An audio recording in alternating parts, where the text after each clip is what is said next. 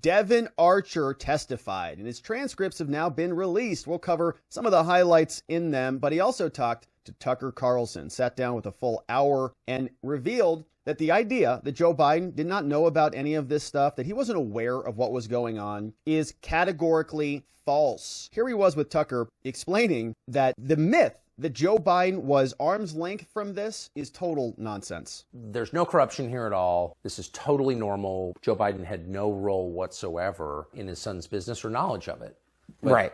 That seems false. Yeah, I think that's categorically false. I think he was aware of Hunter's business. He met with Hunter's business partners. You found a letter that illustrates that he knew me. And he's thanking you. He's thanking you for his efforts. So I think that was, I think your efforts. Yeah. Yeah, I think that's not factually right. Not factually right, categorically false. Pretty clear what this all looks like. Now, we've also got this report from Just the News. They say text messages were also given to the FBI. They say that the Chinese wanted the Biden family name to help acquire U.S. energy assets. Here's the story. Says Hunter struck a controversial deal in 2017, dating all the way back to 2015 when Joe was still VP. Here's a text. It comes from Hunter Biden's business partner, James Gilliar. James Gilliar texted business partner, future partner, Tony Bobulinski shortly after Hunter had been alerted to CEFC China Energy's overture and its wealthy leader, Ye Jingming. So this is a text message from a couple of those people. And here is what it looks like. Gilliar to Bobulinski. There will be a deal between one of the most prominent families from the U.S. and them constructed by me. I think this will be a great addition to their portfolios. It will give them a profile base in New York City, then LA, etc. For me, it's a no-brainer, but culturally they are different, but smart. So let's see. Any entry ticket is small to them, easier and better demographic than Arabs who are a little anti-U.S. after Trump. This is December 24th, 2015, from James Gilliar to Tony Bobulinski, all pals of Hunter. The text messages that were obtained by Just the News provide fresh evidence the Biden family name and influence were key to foreign clients like the CEFC. Also corroborates Devon Archer's testimony that this was all about the brand. Now, let's see what the transcripts look like. And we've got highlights that we want to hit as we go through this. And so you'll see there were a bunch of people there. We had a bunch of lawyers. We had Devon Archer show up. The Democratic staff, they're all announcing, and everybody is making sure that they're in their proper seats. Then Devon Archer is seated, and Congress tells him, hey, Devon, you know that witnesses who knowingly provide false testimony here can be charged with perjury. Do you understand that? He says, I do. And you can't tell half truths either.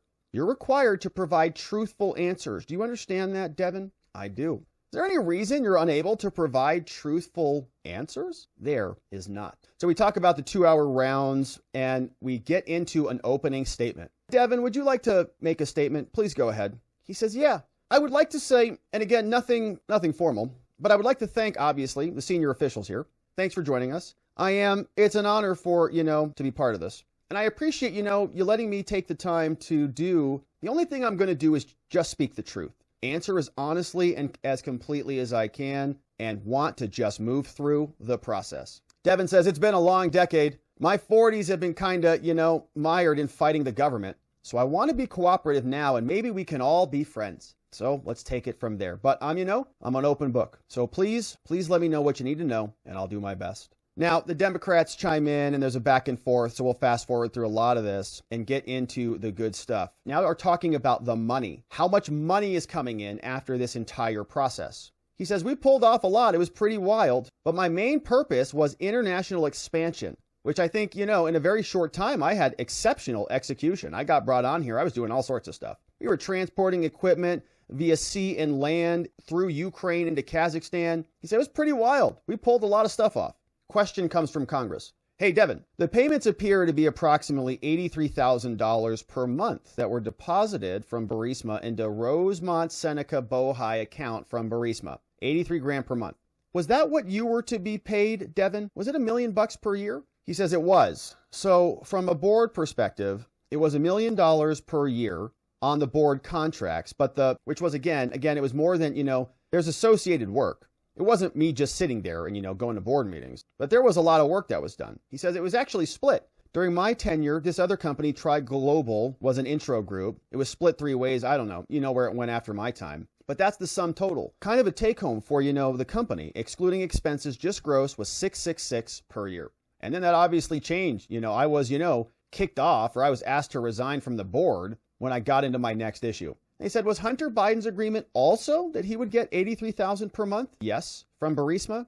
Yes, that's what I'm saying. So $83,000 in 2 different accounts once a month, 666 annualized, divided by 3. A lot of money coming in. Now, Mr. Mondolfo is now back. He says, okay, now, Devon, I want to direct your attention to April 2014. Joe Biden is vice president. I'm going to show you exhibit number 2. He says, okay, sure. Now, this is an email. It states that it's from Robert Biden, who's Hunter Biden, to you. Email goes to Devon Archer, dated April 12, 2014, with a subject line that says tomorrow.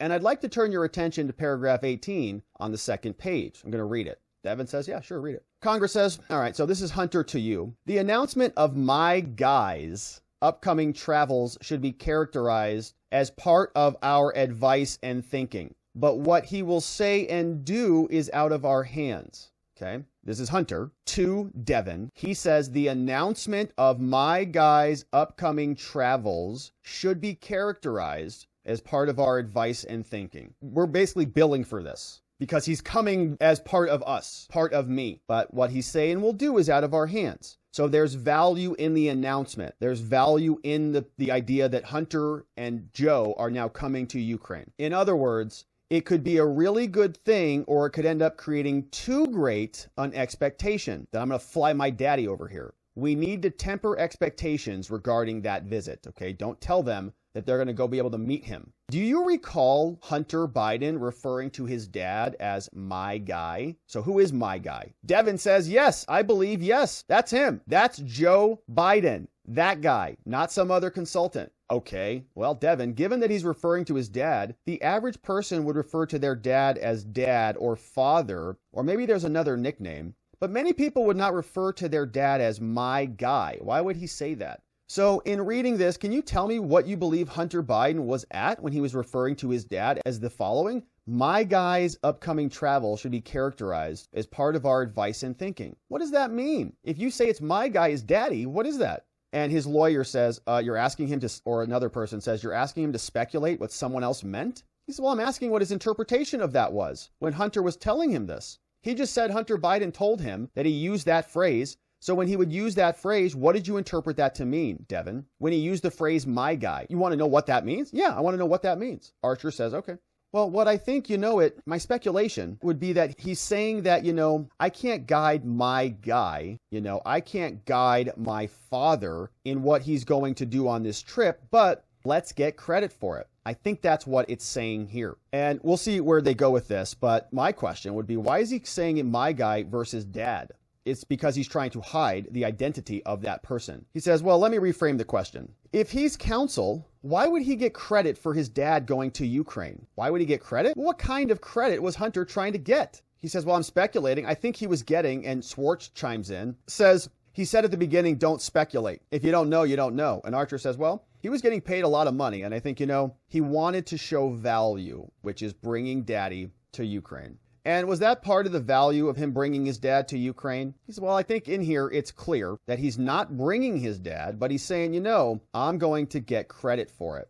But when you say get credit, Archer says, well, he's not, he was not determining, he wasn't setting his dad's schedule to bring him to Ukraine, I don't think. Right, but when his dad's traveling to Ukraine, he's trying to have the Burisma officials recognize that he should get the credit. He, being Hunter, should get the credit for dad traveling to Ukraine, right? Would you agree with that? I would say that that's what that says. And if that comes accurately, that's what he's saying. I think it's pretty obvious. And what do you think is obvious about it? He said, again, I can't speculate because I don't know if the email, I'm just reading the email. You've had other conversations with Hunter. You were his business partner for a long time, right?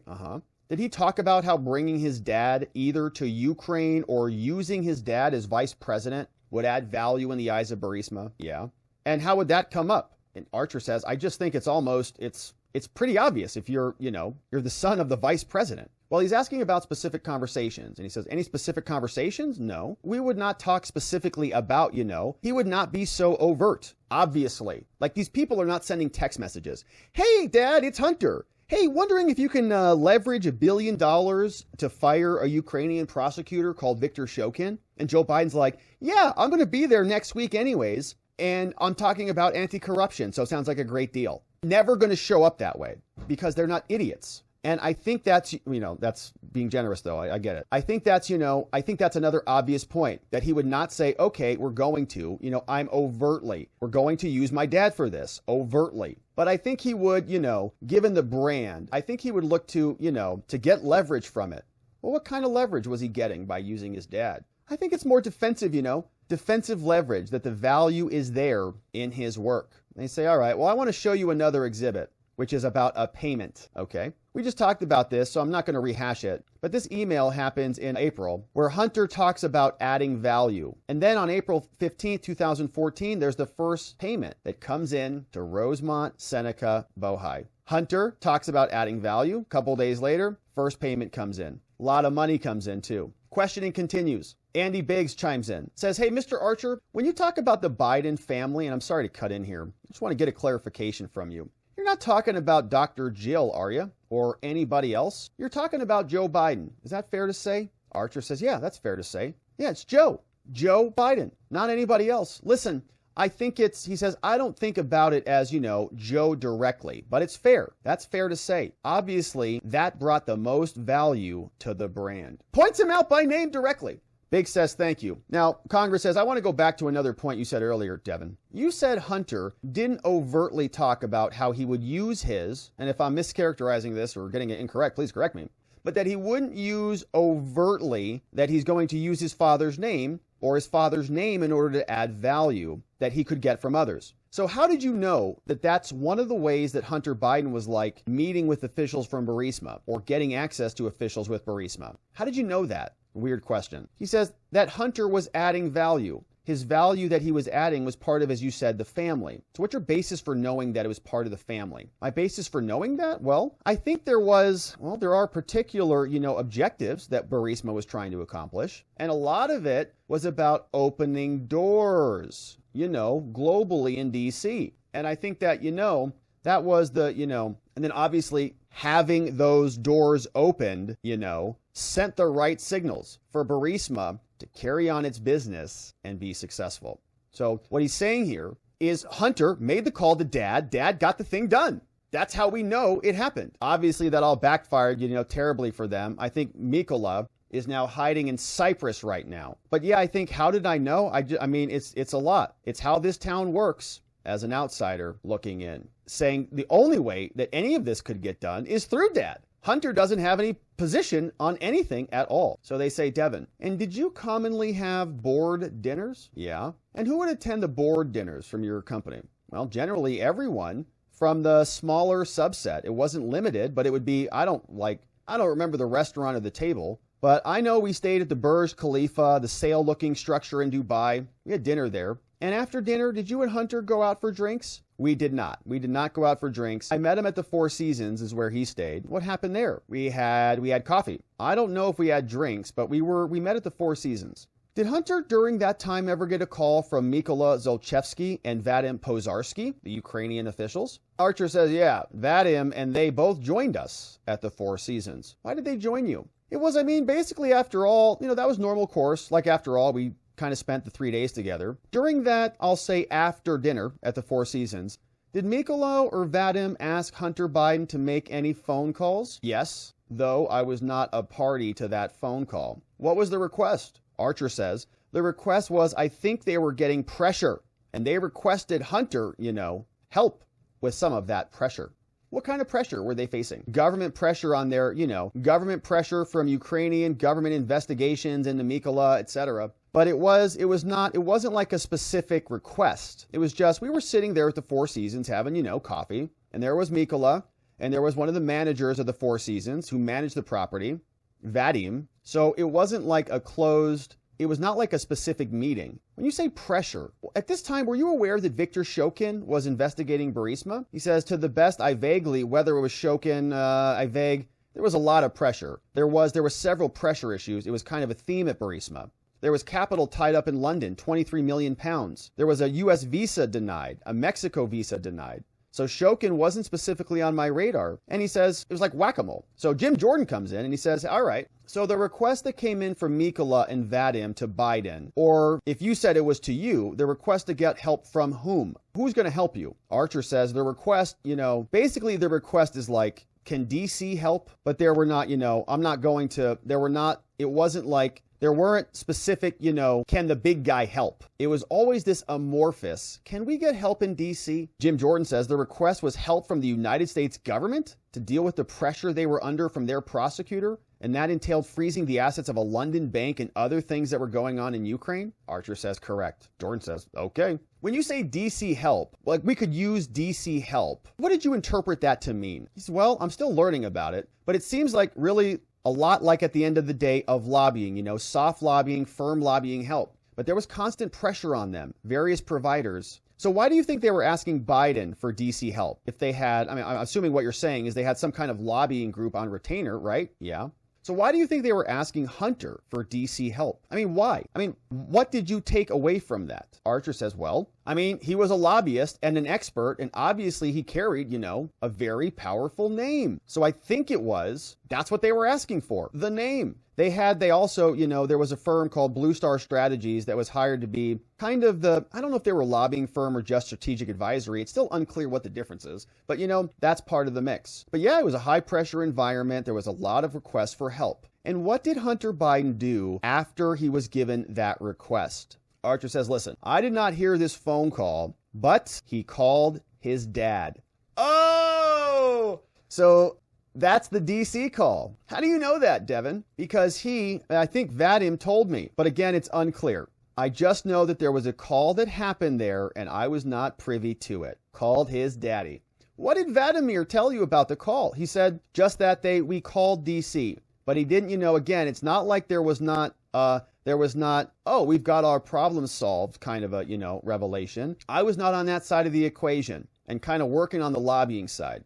When Vadim told you this, where were you? I was, basically what? Then we drove back to the hotel I was staying at. Who's we? Me, Vadim, Mikola. Was it during that time that Vadim told you that Hunter had called VP Biden at the time? It would have been at some point there or after, maybe the next day. Again, we spent, on a board trip where you travel with people, we spent 3 days together, so I can't say the exact time. He told you he expressly called his father or that he called DC. Now, Archer corrects that. He says DC. So very curious. When he told you this, did you confront Hunter? No, I wouldn't have done that. When they, being Burisma, are facing pressure, and then Hunter calls the vice president, that would cause some serious alarm bells for influence peddling, conflicts of interest. Archer says right. Hunter at this time is acting as the corporate governance, right? But he's calling his father?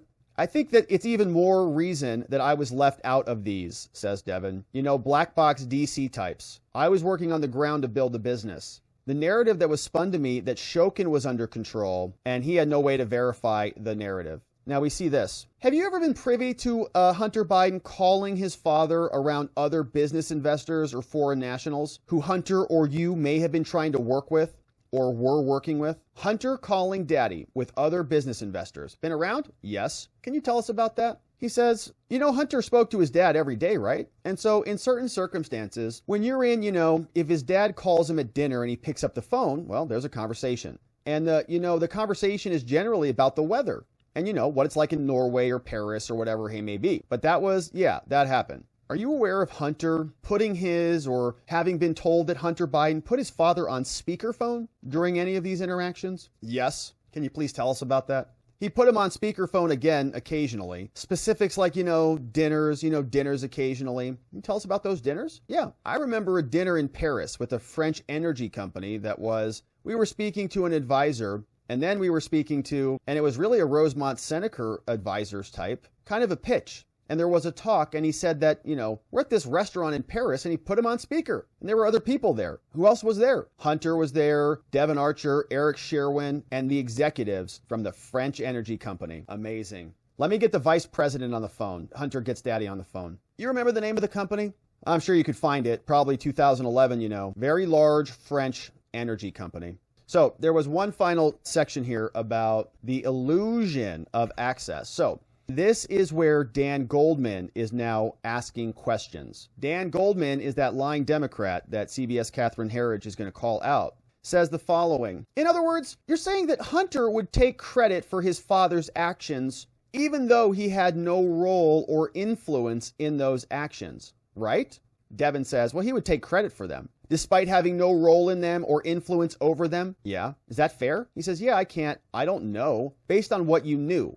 Well, based on what I knew, yes. Did Hunter ever tell you I can get my dad to change U.S. policy? No. Are you aware of Hunter ever asking his dad to change foreign policy? It's like, no, nobody's asking for that, right? No. Were you ever privy to any conversations between Hunter Biden and Joe in which they discussed how Joe Biden would take official actions on behalf of Hunter? No, of course not. So is it fair to say that Hunter was selling the illusion of access to his father? And this is where Devon Archer says, yes, the illusion of access. So when you talk about selling the brand, it's not about selling access to the father. It's about selling the illusion of access. Is that fair? He said, is that fair? I mean, yeah, I think that's almost fair. Why almost fair? Well, because there are touch points and there are contact points that I can't deny that happened. Okay. It's not just an illusion, Dan. There are touch points. There are contact points, but nothing of material was discussed.